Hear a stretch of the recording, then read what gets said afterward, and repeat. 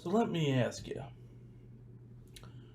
what comes to mind when you think of famous quotes and characters like the Penguin, the great police force of Chicago, Illinois,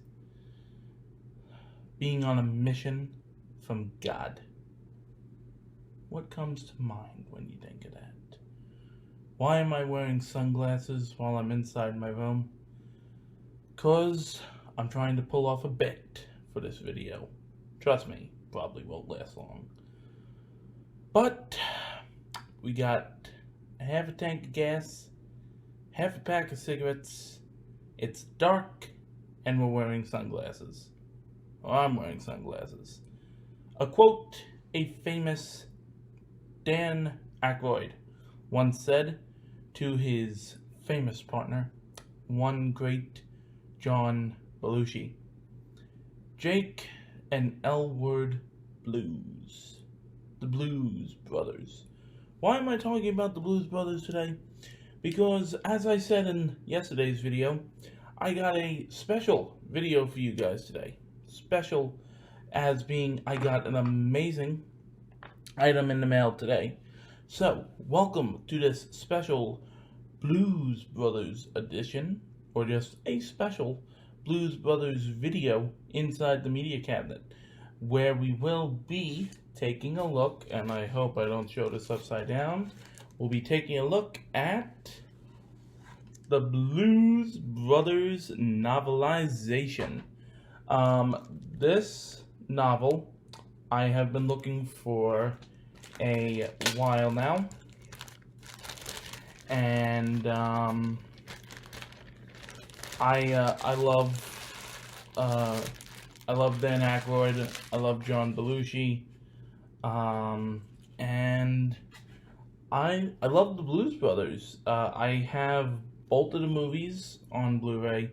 I have a fantastic steelbook in honor of the anniversary of the Blues Brothers, and I recently just got Blues Brothers 2000, the sequel, on Blu-ray. And I was looking on eBay, Amazon, for a copy of this book, and I came across a seller that was selling it for a good price. He put it up as an auction, and no one else had reached out and bidded. So I sent a message to the person and told him I'm interested in the book. And he said, yeah, if you want to just bid what he was asking for, I'll get it. Next day I wake up, I got the book. So again, if you've never seen Blues Brothers, it's a great musical comedy, of course, from Dan Aykroyd and John Landis, as based on a screenplay. Of course, it was born from a skit from Saturday Night Live. It did two movies, Blues Brothers and Blues Brothers 2000. You can see the Blues Brothers, a version of the Blues Brothers, at Universal Studios Orlando, Florida. They do a Blues Brothers review, and also during the holidays they do a Blues Brothers Christmas. I know Dan Aykroyd and also Jim Belushi. I know they go on tour as the Blues Brothers, as Jake and Jake and Edward Blues. And I love this movie. It has a lot of great stars in it. I know Ray Charles, Aretha Franklin. I'm really blanking on one of the most important cameos in that movie, and I can't think of it right now. But it's a lot of great comedy. It's got a fun story. I would say It's okay for kids. Some parents may wait a little bit on it. But if you're looking for a good movie from Universal, if you like Dan Aykroyd, if you love John Belushi, uh, this is an excellent uh, movie for you. Now there are a couple pages um, of picture. You got Cab Calloway in it as well, and this is just in the first one. Um, so I can't. I'm trying to think of the name of the Reverend of the actor, and I can't remember it. Carrie Fisher is in it. John Candy is in it.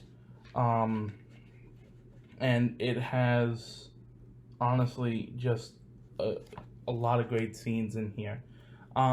So I'm gonna go ahead and read the back of the book. And then the only thing, and this is not really a big problem for me, there's a couple creases on the front of the cover, but aside from that, it is a clean copy. I'm gonna go ahead and read the back, and then I'm gonna do a one-page preview. I have seen the light, Jake roared as the Triple Rock Baptist Church erupted in cheers.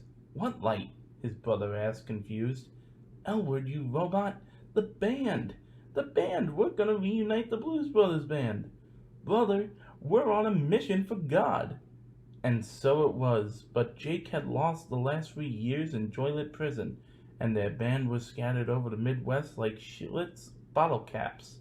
Could Jake and Elwood locate them and raise the $5,000 necessary to save the St. Helen of Blessed Shroud Orphanage? Could they do it legally? To succeed, they will have to elude the largest manhunt in steel belt history, escape the Illinois Nazi Party, and charm the beautiful blonde mystery lady with the Revlon nails and the bazooka. Elwood grabbed the wheel of the Bluesmobile and turned to his brother. It's 240 miles to Chicago. We got a full tank of gas, half a pack of cigarettes. It's dark and we're wearing sunglasses. Jake glared straight ahead. Hit it.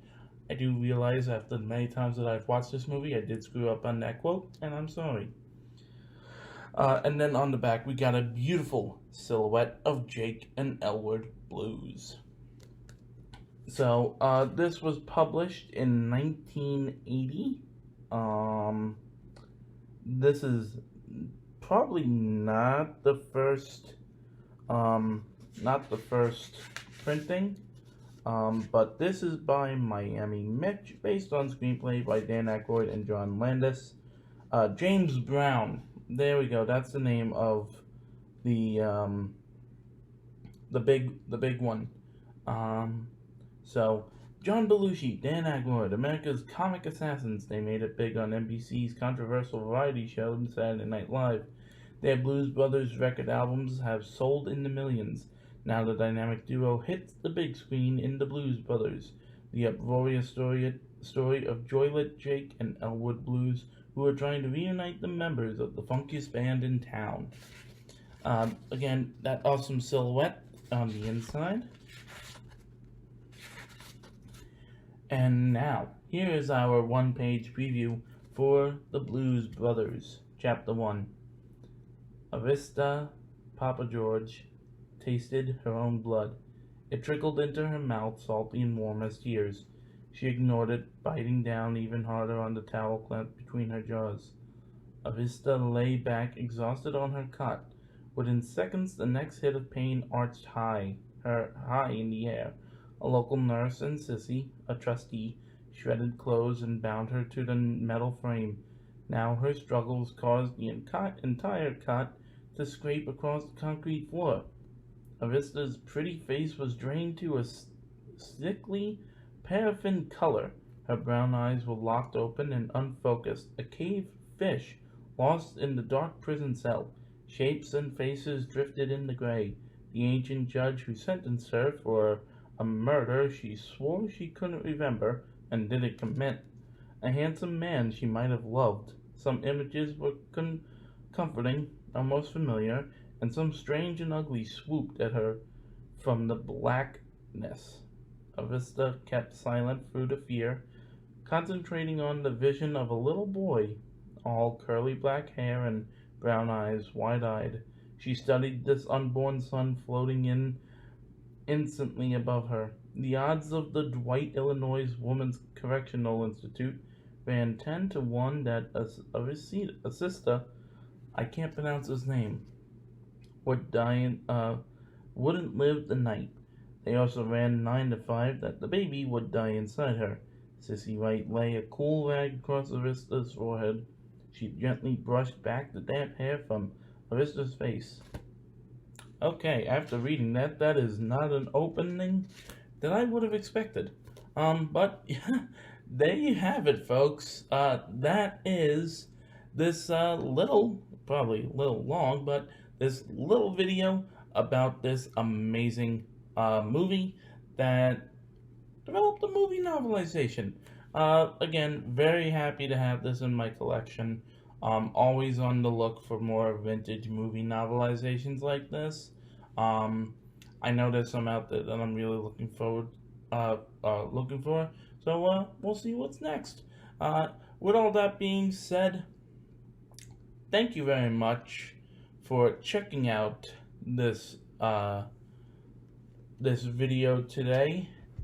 And with all that being said, we'll see you next time inside the media cabinet. Peace.